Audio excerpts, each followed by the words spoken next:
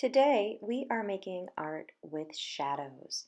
And because shadows don't require any special equipment, all you'll need is paper, some markers, and some objects to make shadows.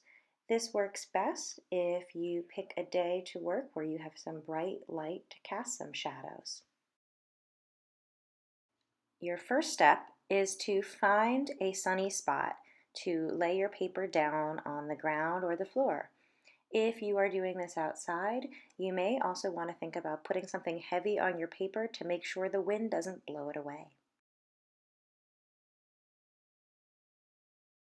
You'll want to move the objects that you've chosen around on your paper to see how their shadows change based on their position and the position of the sun in the sky. So your shadows might be very small and squished, or they might be even lengthened and stretched out. You can move them around until they look just the way you want, and then trace the edge of each shadow.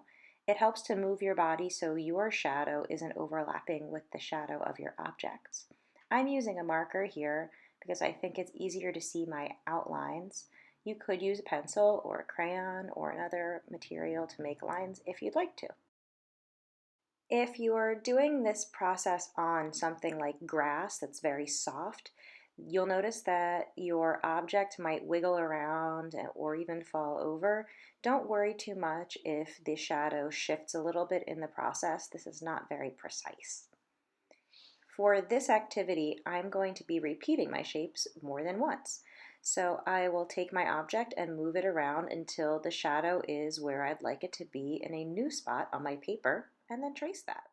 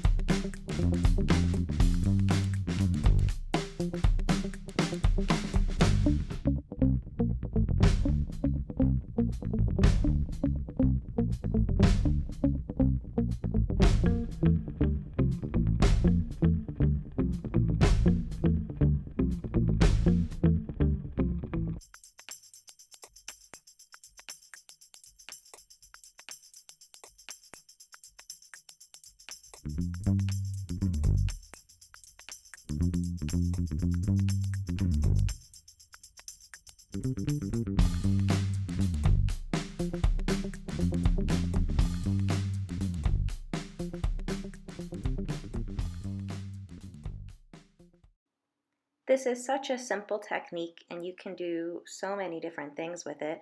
I chose to overlap my shapes so that I could color the intersecting forms with different colors of markers. This is a great technique to examine the contours or the outside edges of a shape.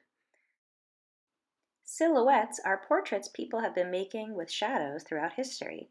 To make a silhouette portrait, simply tape a piece of paper to the wall in a dark room, have someone sit next to that piece of paper, and shine a bright light so that their shadow is projected onto your paper so that you can trace it.